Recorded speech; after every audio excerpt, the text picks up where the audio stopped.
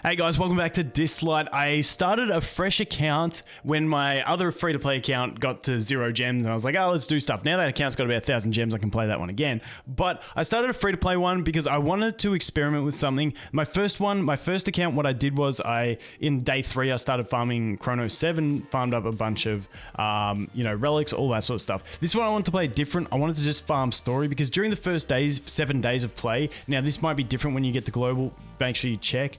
But welcome to Dislyte. You can see this one. We get 7-day double experience bonus when you first jump into the game.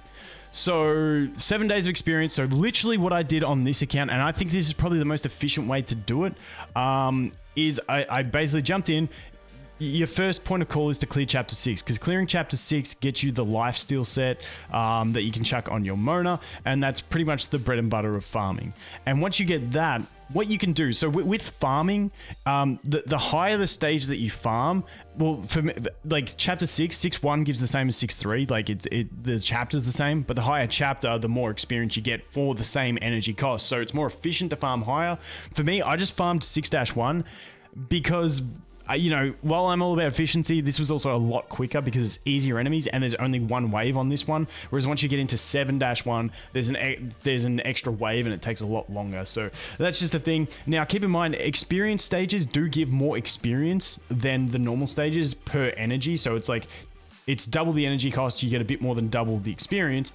However, they give you less drops and you really want to farm the normal ones, especially if you're free to play, to get more silver records. Otherwise, you'll run out of silver records and you'll be boned. So a normal stage is the way to go for free to play because you want to get those silver records.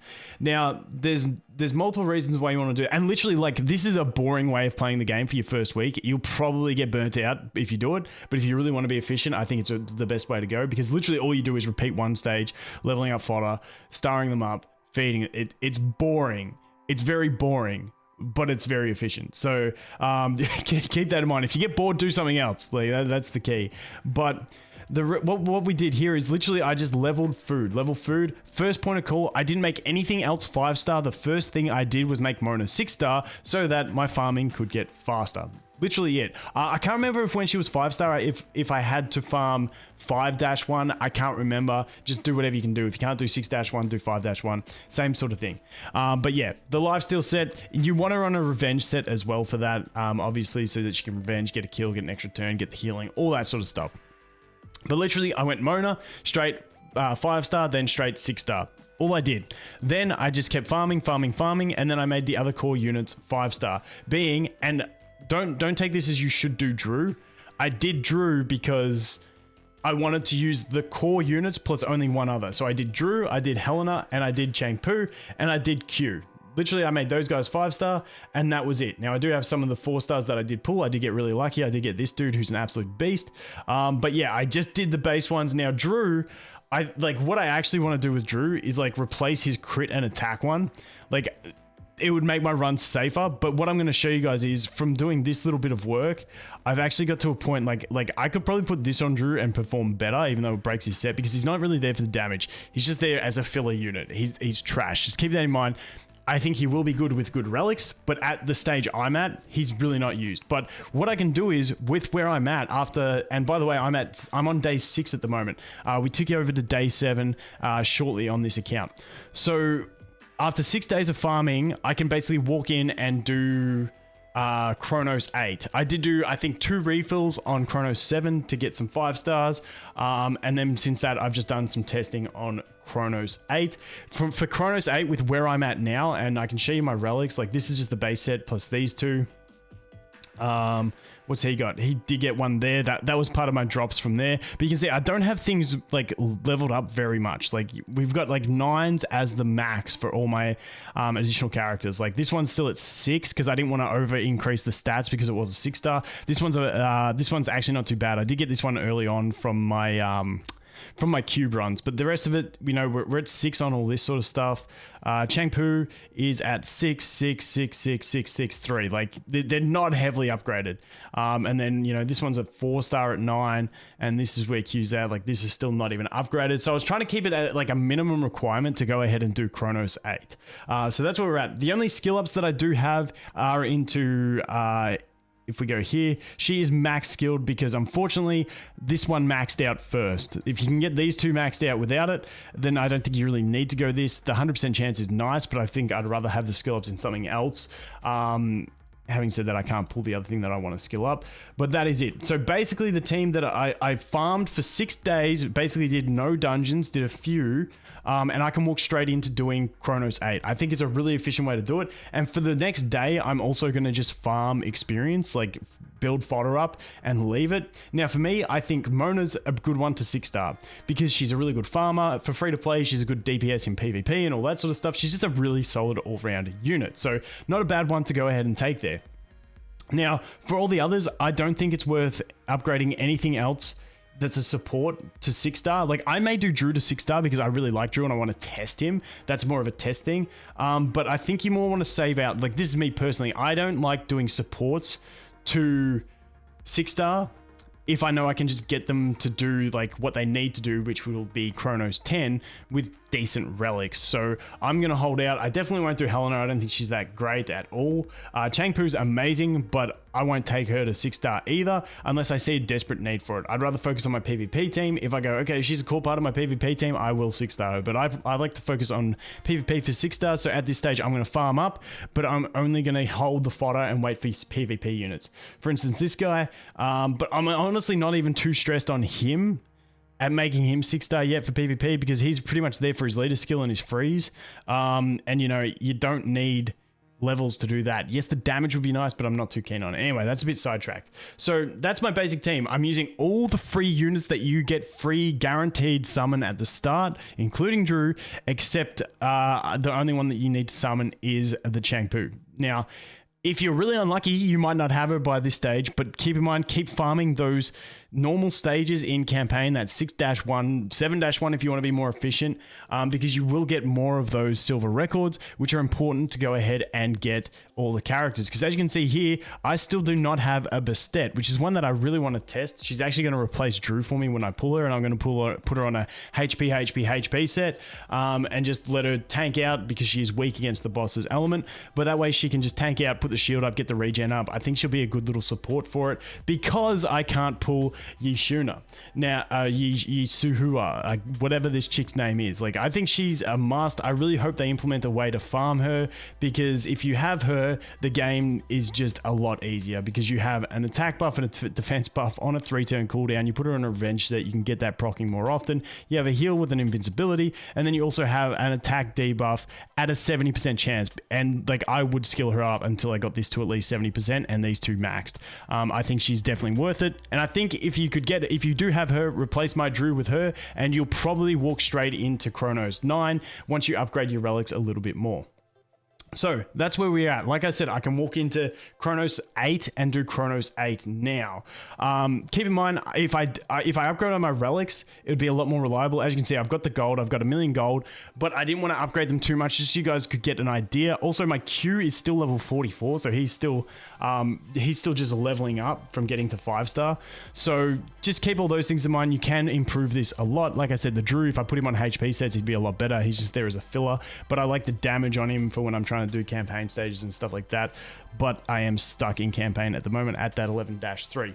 But pretty much I'll jump in, show you a run, talk about anything else that I can think of while we're going through the run. I did do, for my base test of this, I did 25 runs, failed 6 times. Now, that may sound really bad if you play from other games because it's a lot of lost stamina. However, it's only 6 extra stamina that it cost me to get 19 runs done, which is really respectable in my opinion. So I'm pretty happy with the way that went.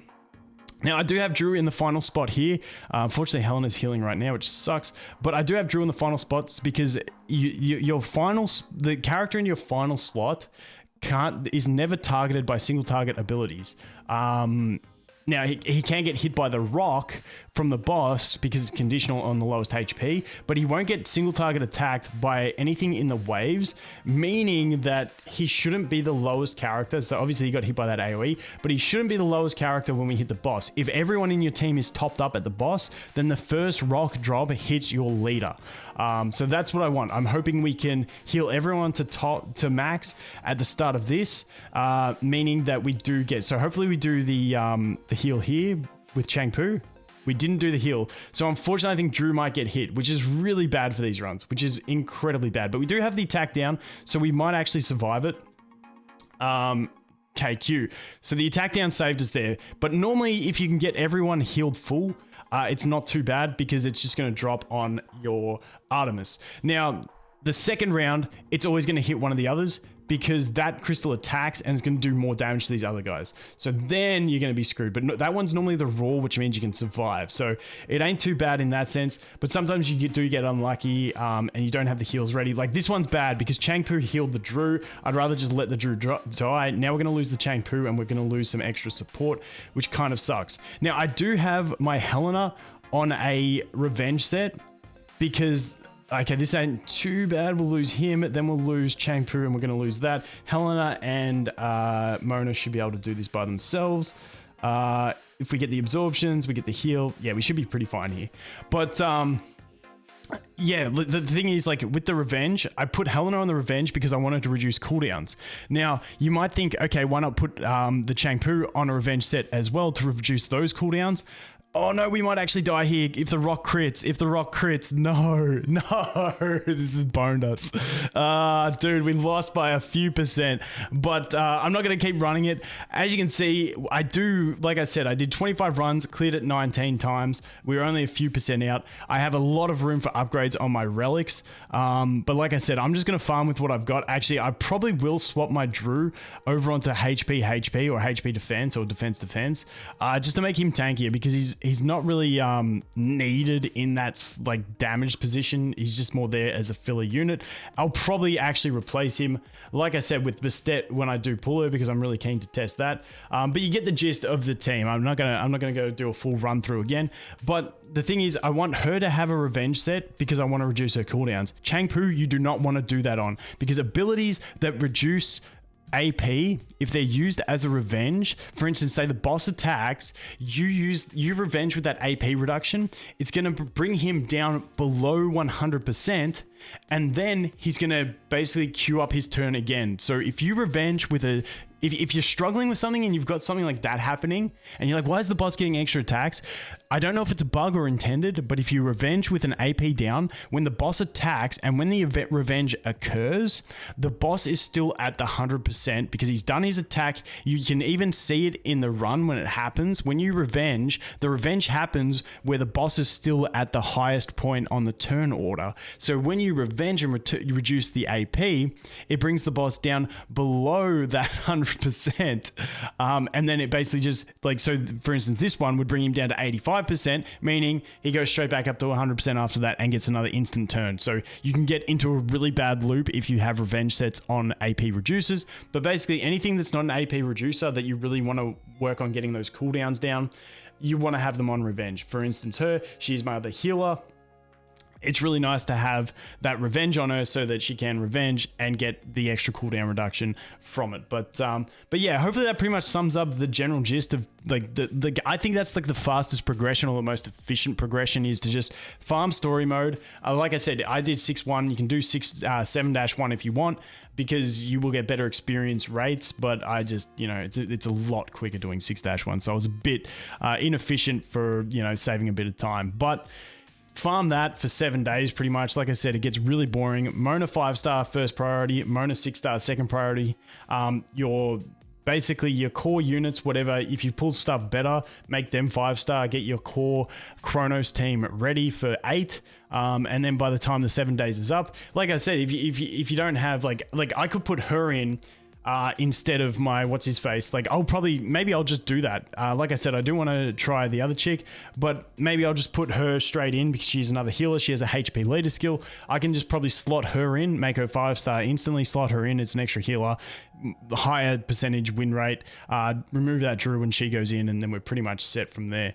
But yeah, just focus on the other 4 units for your core team, and then just pretty much once the 7-day bonus is up of bonus experience, just jump in and start farming Chronos 8 and you should be pretty good. But anyway guys, hope that made a little bit of sense. Thanks for watching. Hope you have an awesome day and I'll look forward to seeing the next one. Cheers.